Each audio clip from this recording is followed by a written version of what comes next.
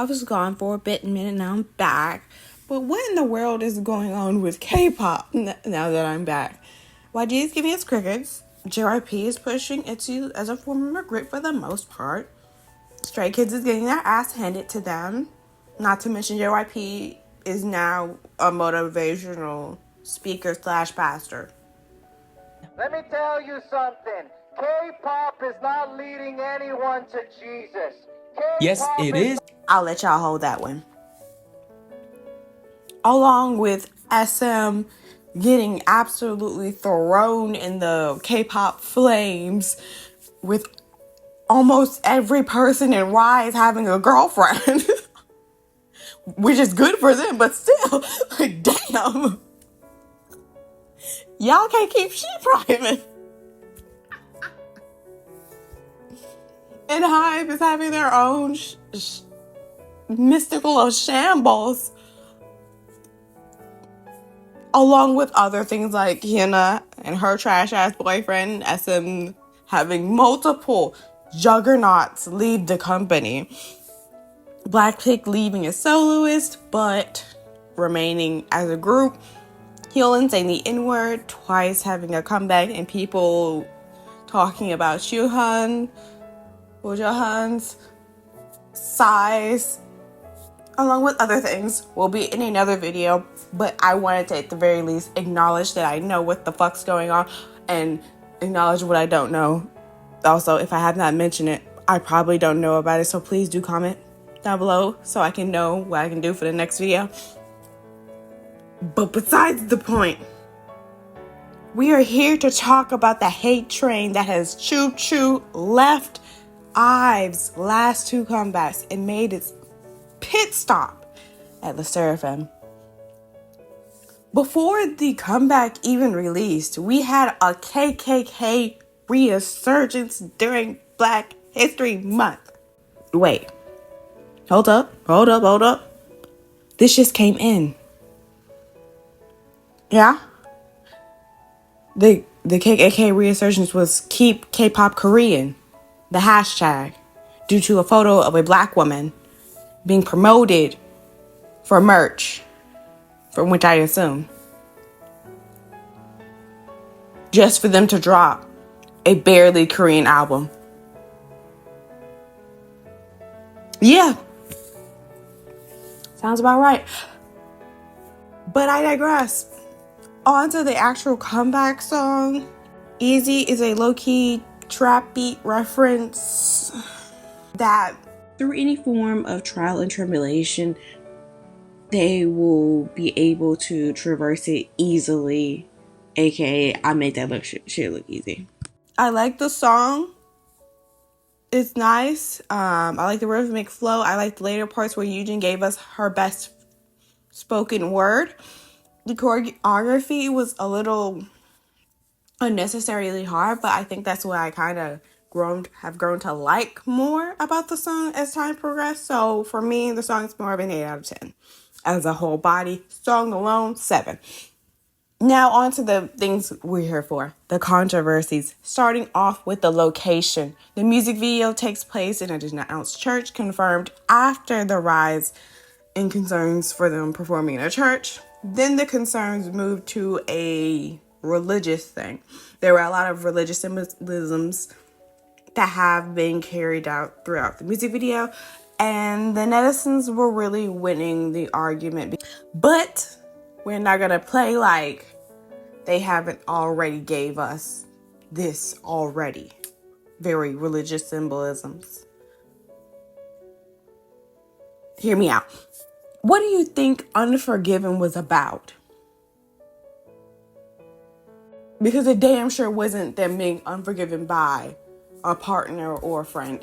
They basically were just saying, like, I'm going to be unforgiven as, you know, I am a quote-unquote abomination to society, basically. That's the whole fearless thing about them. They are literally disdained or entities that normal people would not like or want to show affection or fearlessness.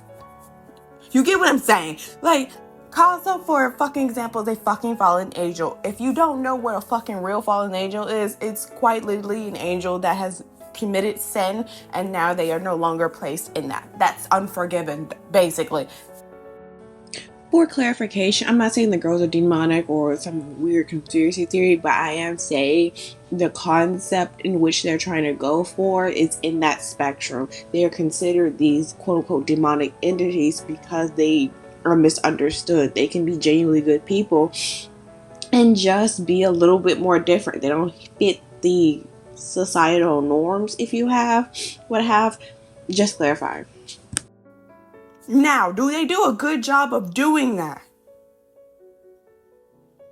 Hell no. But that's what they're doing. Which is something we'll be talking about more around the end of the episode, because I have thoughts on that as well. But their follow-up, Smarter, really put the nail in the coffin for them. Song review first. The songs of watered down piano like beat. The girls got into really heated waters with fans and netizens alike. The song itself for me is nice. Chaewon really did shine with the performances. The song for me is a 7 out of 10 because there's no elaboration on the concept other than being sexy and having an ambiguous message, which is the trend nowadays. It feels like they did a hop on a trend before it dies out, and I'm kind of growing tired of those, so 7 out of 10 for me. On to the actual controversies. As soon as the fucking song dropped, everybody was calling shit out. Netizens said that the song sounded a lot like the Emma Piano's singer Tyla's song Water. And in all honesty, they were onto something. The only real difference between Smarter and Water, top hats and bass that periodically appear and disappear due to certain moments in the song and certain emphasis. They're kind of the same. They're kind of the same thing. And I don't necessarily credit that to the girls. I more credit to Source itself, i.e. Hype as well. Then there was international fans that threw a flag on the play with the enunciation of Smarter and Wanna, saying it's cultural appropriation. For me, as a black woman, it's not really a cause of concern. It's more slang than any other term. It doesn't necessarily affiliate with most black people. It's just bad English. I thought it was really fucking corny, if you just ask me, which circles back to the whole nasty taste in my mouth of hopping on a trend. But when your whole album can technically be referred to multiple popular songs. I look at the company more than the group itself because they control everything else. So if you got those type of questions, you might as well look at the company itself, and we're never going to get those answers. Now to on more pressing matters. What the fuck are those encore stages? Now, this is not my first rodeo with encore stages, but the sheer amount of backlash and the encore itself is wild. Like, I get one bad encore, shit happens. But damn, every time you do an encore, somebody or everyone is not on their A game. Are we gonna sing or are we gonna have bad outfits?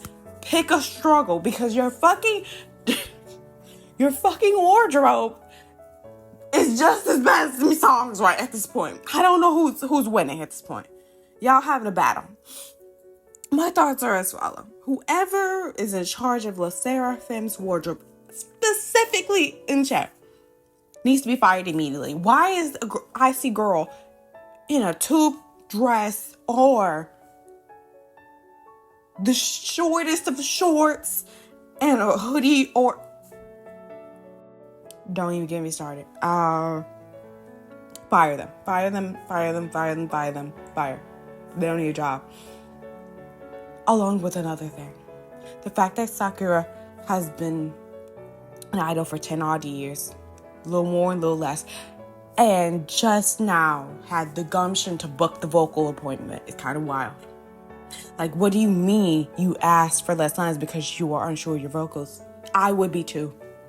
If I had never booked the vocal coach, at least to train me in my strengths, source music. What the fuck are y'all smoking? Y'all had it easy with G-Friend. What the fuck happened? It's your job, if anything, to make sure your idols are at least able to hold vocal chops that hit a note. No notes. I said a note. Honestly, at this point, I blame Produce. Because there's no way any other idol would have got the slight of a pass 10 years in the industry and got away with it. And I know the company dropped that tad bit of information to calm down the response of fans getting mad at her for her vocal chops, but it did the opposite. Now everything that netizens, critics, antis have said has been slightly justified. This only makes things worse because it dumbs down her entire career to being a girl who was pretty enough to make it in the industry. And nobody wants that tag on their legacy. But once again, I digress. On to the Inche note.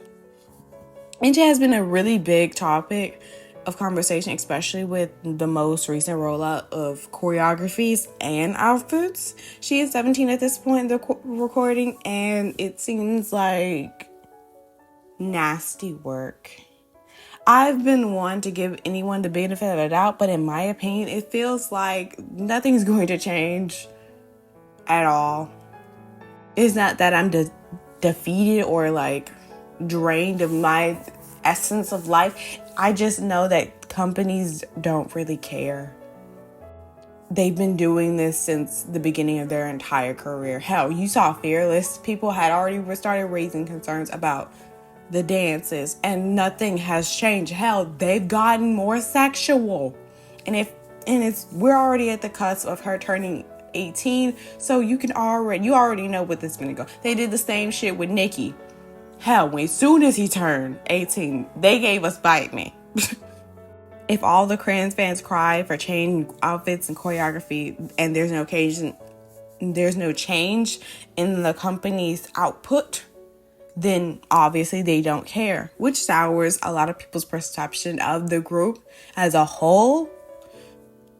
I just feel like they're walking on a really slippery slope when it comes to the age debuts, and there's no sure way for gritty corporations to keep these idols and teens in an appropriate sphere for ages, and we're gonna really see some nastiness in the industry as a whole. I know with Islet, they gave them a very cutesy, soft, Jersey-esque type sound, and I do hope they keep it. I do hope they keep that soft, feminine touch. But who knows how long that's gonna last, because consistency sure as hell ain't in their books. But hey. This kind of leads me more to a lighter but more serious question for Source and Hype as a unit. What the fuck are we're doing with the group? Because this has been my biggest gripe with it. The direction. Because there is none.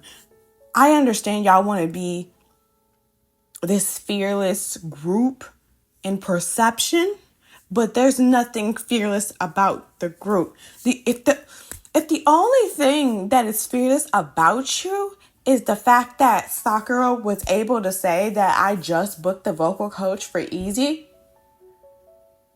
and Yujin promoting Starbucks, it's obvious we're looking at the wrong direction for fearlessness. I understand y'all want to be this lackluster version of Suicide Squad, but at least give me something other than controversies. If that makes you fearless, are you even a viable group at this point? Because it just feels like y'all just popping out anything. The Seraphim as a group feels like an ambiguous message with a lackluster product. Promotion has done more than the actual group itself. And I hate to sit here and say it, because those girls are really good and talented, and I really want them to succeed. It's just, I feel like the company is the one that's failing their asses more than anything else. Because a lot of this shit could have been absolutely prevented. But hey, what do I know? Like, if you like this video, subscribe if you want to hear more of my commentary, and make sure you hit that bell so you can be notified whenever I post a video. Hopefully in the next couple of days. But in the next time, I'll see you guys in your nightmares.